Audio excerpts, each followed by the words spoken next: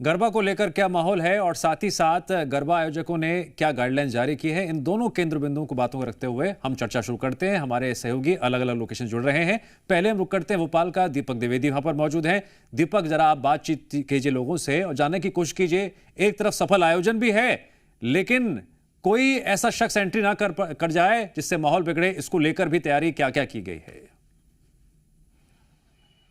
जी बता दें कि गरबा आयोजक के कुछ लोग हमारे साथ मौजूद है और हिंदूवादी संगठन से भी ये लगातार अलग अलग जगहों पर मॉनिटरिंग भी कर रहे हैं कि आखिरकार जो गरबा स्थल पर जाने वाले लोग हैं वह लोग ऐसे तो नहीं जो अनैतिक तरीके से घुस रहे हैं, कोई अन्य समाज से तो नहीं। क्या क्या गाइडलाइन जारी कर रखी है गरबा में जाने वाले लोगों को लेकर, और क्या आपकी ओर से अभी जो है एहतियात बरता जा रहा है? देखिए, आपके चैनल के माध्यम से बताना चाहता हूं कि जिस प्रकार से माननीय भोपाल कलेक्टर ने एक आदेश जारी किया है, राष्ट्रीय बजरंग दल ने प्रमुखता से इस चीज़ की मांग भोपाल शहर के अंदर उठाई थी कि किसी भी धार्मिक किसी भी गरबा स्थल पे अन्य समुदाय का, मुस्लिम समुदाय का व्यक्ति ना जाए। हिंदू आस्था का केंद्र नवरात्रि होती है, नवरात्रि उत्सव के अंदर जो है गरबा का आयोजन किया जाता है। जो हमारे धर्म को नहीं मानता है, जो हमारे प्रसाद से जिसको नफरत है, जिसको हमारे दीपावली के त्यौहार से नफरत है, जिसको होली के रंग से नफरत है, ऐसे व्यक्ति की हमारे गरबे के अंदर क्या ज़रूरत। और अगर ऐसा व्यक्ति अगर किसी गरबा स्थान पे पकड़ा जाता है, राष्ट्रीय बजरंग दल का कार्यकर्ता ऐसे व्यक्ति के साथ गरबा वहाँ पे खेलेगा। ऐसे व्यक्ति के साथ गरबा खेला जाएगा, पर क्या उसको रोकने के लिए कोई गाइडलाइन, सिंदूर, कलावा, गोमूत्र या गंगा जल ऐसा कुछ रखा जा रहा है वहाँ पर कि ऐसे लोग अंदर प्रवेश करने से पहले रोकने के लिए उनको प्रयास किया जा रहा हो? जी बिल्कुल, गरबा पंडाल के बाहर हमारा गौमूत्र रखा हुआ है, गंगा जल रखा हुआ है। तिलक लगाइए, गौमूत्र से शुद्धिकरण होगा। इसके बाद आप अंदर जा सकते हैं और अपने परिवार को भी साथ में लेके आइए, लेकिन ये जो हमारी गाइडलाइन है इसको आप फॉलो कीजिए। अच्छा, अनैतिक तरीके से यदि कोई घुसने का प्रयास करता है तो क्या उसकी आइडेंटिटी चेक करने के बाद उसकी घर वापसी के लिए करेंगे कि उसे वहाँ से भगाने का काम? नहीं, अगर है तो वो घर वापसी कर सकता है अपना, अगर नहीं है तो फिर उसको उस हिसाब से दंड दिया जाएगा। सीधी सी बात, हमारे हिंदू देवी देवताओं की आस्था से के साथ खिलवाड़ नहीं हो सकता है ना। सीधी क्या दंड आप लोग देंगे या प्रशासन के हवाले कर देंगे? वो जो रहेगा प्रशासन के तहत दिया जाएगा। बाकी जैसे कि भैया जी ने बताया अभी कि उनके साथ भी बजरंग दल गरबा खेल सकता है, तो इसलिए सावधानी रखी जाए। बजरंग दल गरबा खेलेगा तो कहीं ना कहीं प्रशासनिक माना जाएगा। देखिए, क्या है कि धर्म की रक्षा करने के लिए राष्ट्रीय बजरंग दल का प्रत्येक कार्यकर्ता वचनबद्ध है। अगर गरबे में आप आते हो तो बजरंग दल का कार्यकर्ता आपके साथ गरबा वहाँ खेलेगा। तो क्या गरबा खेलने के लिए और जो भी आ रहा है तो वो यदि पूरे हिंदू पोशाक में आ रहा है तो उसकी पहचान के लिए क्या क्या प्रयास किए जाएंगे? आप आइए, आपको हमारे धार्मिक स्थान पे आना है, देवी जी के पंडाल में आना, वहाँ प्रसाद ग्रहण करिए, गौमूत्र का अर्चन करिए, परिवार के साथ आइए। आपको गरबा खेलना है तो आपका स्वागत है और आप घर वापसी करिए। आपको अगर सनातन धर्म में आने का इतना शौक है और आप अपनी आइडेंटिटी छिपा करके वहाँ पे आना चाहते हैं, इससे अच्छा आप घर वापसी करें। और आप धर्म प्रबंध है घर वापसी के लिए? कौन से मंत्र पढ़ देंगे घर वापसी कराने? घर वापसी आप आइए, स्वागत है आपका। घर वापसी आप अपना एक बार मन बनाइए तो घर वापसी स्वतः ही हो जाएगी। घर वापसी स्वतः हो जाएगी। और यदि जबरदस्ती घुसता तो फिर गरबा खेलेंगे आप लोग? नहीं, बिल्कुल नहीं। फिर हाँ, अगर जबरदस्ती घुसते हैं तो फिर उस हिसाब से उनको देखा जाएगा, सीधी सी बात है। और बाकी हम तो हमारे वहाँ बजरंगी खड़े हुए हैं, हम पहचान लेते हैं कौन गैर हिंदू है। उनके छोटे पैजामा देख के हमें पता चल जाता है कि वो हिंदू है। छोटा पैजामा से हम अनुमान लगा लेते हैं कि वो हिंदू है कि नहीं। हमारे हिंदू में ऐसा कुछ नहीं है, छोटा पैजामा पूरा पैजामा है। देखिए, छोटा पैजामा देख के समझ जाते हैं कि ये हिंदू है या नहीं, और उसी के बाद फिर आगे कार्रवाई की जाती है। ठीक है, जरा सरगोजा का रुख कर लेते हैं। वहां से कुछ तस्वीरें सामने आ रही हैं। सुशील कुमार, जरा आप भी लोगों से बातचीत कीजिए। तैयारी भी और चेतावनी भी, क्या माहौल है?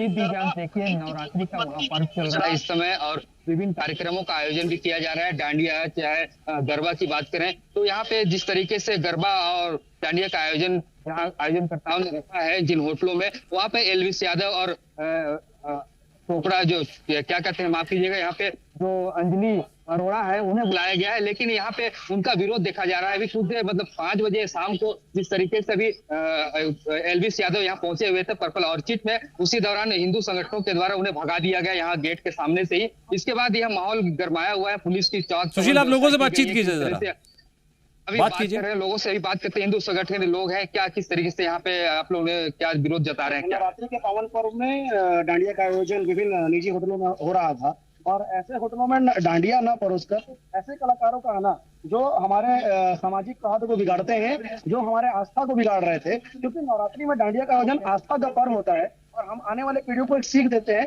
फंक्शनों का आयोजन होता है। लेकिन ऐसे कार्यक्रमों में एलवीस यादव जैसे कलाकार, अंजलि अरोड़ा जैसे फुहड़ कलाकारों का आना हम सभी के लिए शर्मनाक बात है और इसका विरोध आज हम यहाँ दर्ज करा रहे हैं। हमारे साथ और है, उनसे जानते हैं किस तरह से आप देखते हैं, जिस तरह से विरोध चल रहा है, क्यों कर रहे हैं आप लोग विरोध करने का कारण ये था कि नवरात्र का पर्व चल रहा है और नवरात्र पर्व में हमारा जो डांडिया और गरबा का कार्यक्रम होता है बहुत ही धार्मिक कार्यक्रम होता है, जिसमें फुहड़ कलाकारों को बुलाकर यहाँ पर कार्यक्रम कराया जाना था, ये तय हुआ था, जिसका हम विरोध कर रहे थे कि हमारे सौहार्द पूर्वक यहाँ पर सांस्कृतिक कार्यक्रम होने चाहिए, जो धार्मिक कार्यक्रम होते हैं वो होने चाहिए, यहाँ पर हम फुहड़ता कार्यक्रम नहीं होने देंगे। तो देखिए दीवान, जिस तरीके से आस्था के महापर्व में इस तरह कार्यक्रम होना चाहिए था, वो फुहड़ कार्यक्रम को विरोध कर रहे हैं। जी दीवान। चंद्रशेखर सोलंकी, रतलाम में क्या तैयारी? यहाँ की चेतावनी तो काफी सुर्खियों में रही थी। सुर्खियों में है और क्यों है, बस यही जानना है कि आखिर ऐसा क्यों। गरबा पांडालों में इस तरीके के बैनर लगना कि गैर हिंदू, उसके अलावा जो है गौमूत्र की व्यवस्थाएं करना, इसके अलावा जो है कलावा जो है वो पहनना, इस तरह की कई चीजें जो है देखने को मिल रही है। संत हैं यहाँ पर साथ में, उनसे जानते हैं कि आखिर इन सब व्यवस्थाओं की जरूरत क्यों पड़ने लगी है।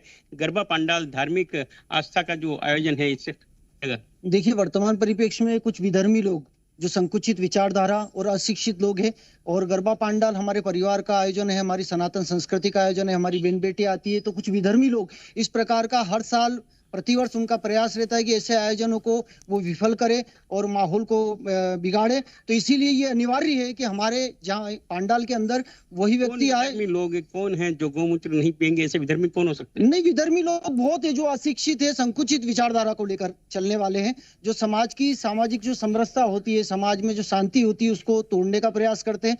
तो हम तो चाहते हैं कि ऐसे जो लोग हैं वो अगर घर वापसी करना चाहते हैं तो घर वापस आ जाए। और हमारे पांडालों में तो भाई हमारे परिवार की सुरक्षा, हमारी बहन बेटियों की सुरक्षा करना हमारा दायित्व बनता है। तो इसके लिए जो भी हमारे सनातन के नियम है, अगर व्यक्ति उसको बिल्कुल नियम से पालन करता है तो वो पालन करे और आए, पुनः घर की ओर आए।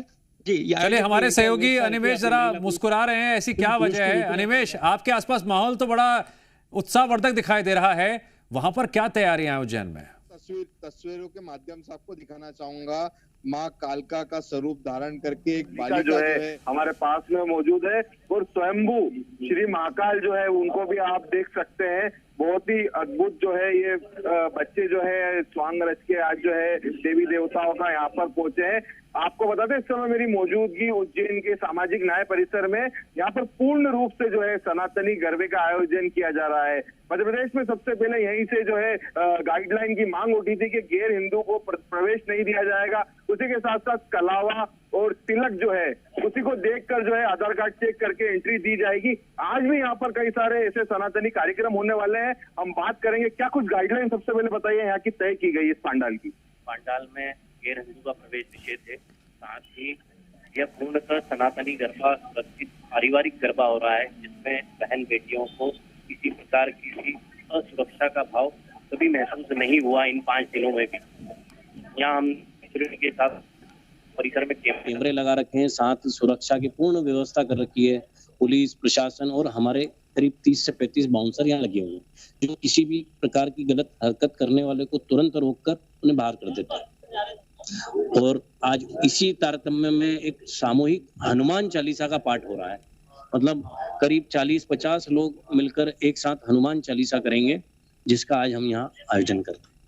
यहाँ पे आज हनुमान चालीसा का आयोजन किया जाएगा। आपको बता दो, इसके पहले पूर्व में भी है तो तलवारबाजी की प्रतियोगिता की गई, उसके अलावा अन्य भी प्रतियोगिता जो है यहाँ पे लगातार जो है बेटियों की सुरक्षा की दृष्टि से यहाँ पर कराई जाती है। बेटियों को यहाँ पे शिक्षित भी किया जाता है, उन्हें कई सारे माध्यमों से बताया जाता है क्या कुछ करना चाहिए। हमारे साथ में आयोजक इनसे बात करते हैं, क्या कुछ ट्रेनिंग बच्ची को यहाँ पे दी जाती है? यहाँ लाठी की प्रतियोगिता के रूप में किया जाता है, जिसमें विभिन्न प्रकार की लाठी सिखाई जाती है और साथ में तलवारबाजी का भी कल प्रशिक्षण दिया गया और एक बालिका ने दोनों हाथ से अपने तलवार चला के मंच पर प्रस्तुति भी दी गई है। ठीक है, बहुत अच्छी बात है और ऐसे प्रशिक्षण कार्यक्रम बच्चों को और ज्यादा बहादुर बनाता है। अब हम रुक करते हैं रायपुर का।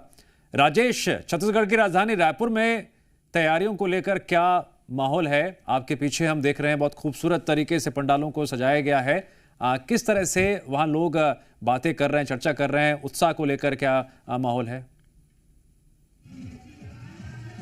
बिल्कुल, देखिए मैं राजधानी रायपुर के सबसे पुराने गरबा समिति के मैदान पे मौजूद हूँ। जो तस्वीरें देखिए कि बड़ी तादाद पे महिलाएं अभी से, क्योंकि अभी पूजा हुआ और पूजा के बाद अब भक्ति में, माता की आराधना में थिरकती हुई नजर आ रही है। और ये भक्तिमय माहौल राजधानी के तमाम गरबा पंडालों पे ऐसे ही देखने को मिल रही है। फिलहाल समिति के पदाधिकारी हमारे साथ मौजूद हैं, उनसे जानेंगे कि आखिर क्या कुछ तैयारियां हैं, क्या तैयारियां हैं, कौन कौन सी ऐसी गाइडलाइन है जिसे आप लोग फॉलो कर रहे हैं। हम सबसे पहले आप सभी को आपके न्यूज़ के चैनल के माध्यम से नवरात्रि की बहुत बहुत शुभकामनाएं देना चाहते हैं। समता कॉलोनी राज गरबा समिति विगत 35 साल से गरबा करा रहे हैं।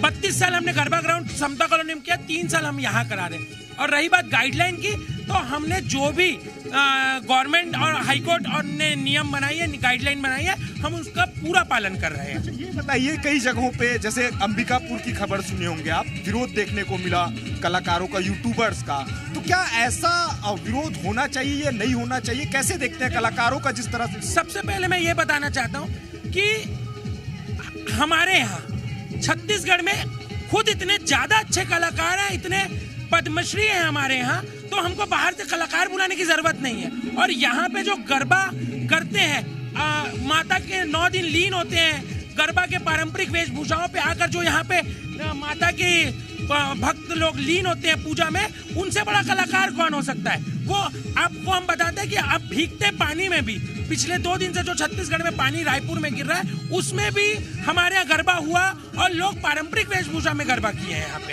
अच्छा, पारंपरिक वेशभूषा में गरबा कर रहे हैं। और क्या क्या चीजें ऐसी है जो बैन है यहाँ पर? बैन में असामाजिक तत्व बैन है, असामाजिक तत्व बैन है, और अनलीगल गतिविधियां वाले जो लोग हैं, हम उन्हें बाहर से ही, केवल पारिवारिक वेशभूषा में जो आ रहे हैं, हम उन्हें ही एंट्री दे रहे हैं। और यहाँ पे अभी तक 4 दिन हमारा जो हुआ सारा चीज़ें, उनमें अभी तक कोई ऐसी मिस हैपनिंग नहीं हुई है जिसके लिए कोई सामाजिक संगठन हमारी संस्था पे उंगली उठाए। क्या कुछ कहना चाह रहे थे? मैं ये बताना चाह रहा था कि हमारे यहाँ पूरे 9 दिन कुछ ना कुछ आप पीछे देख सकते हैं कि मंगल पाठ चल रहा है। हमारे यहाँ कोई भी असामाजिक तत्व या कुछ भी ऐसा नहीं होता, बाहर में ही हम उनको चेक करके अंदर भेजते हैं। तो हमारे यहाँ पिछले 5 दिन, आज 5वां दिन है नवरात्रि का, तो आज 5 दिन में ना कोई वाद ना कोई विवाद, बहुत शांतिपूर्ण ढंग से ये 35 साल से गरबा चल रहा है। यहाँ पे लोग फैमिली लेके आते हैं और अपने आप को सेफ फील करते हैं। फैमिली लेके आते हैं। और वो तस्वीर राकेश कौरखेड़े कैमरा पर्सन वो तस्वीर भी दिखा रहे हैं कि किस तरह से मंगल पाठ चल रहा है। और मंगल पाठ के दौरान महिलाएं इस वक्त थिरकते हुए भी नजर आ रही हैं। और सबसे अहम बात यह है, ये जो भक्ति का जो 9 दिन है, 9 दिन छत्तीसगढ़ में पूरी तरह से श्रद्धामय माहौल में, भक्तिमय, श्रद्धा, भक्ति और शक्ति चारों तरफ ये माहौल है। बहुत बहुत शुक्रिया तमाम सहयोगियों का जानकारी देने के लिए।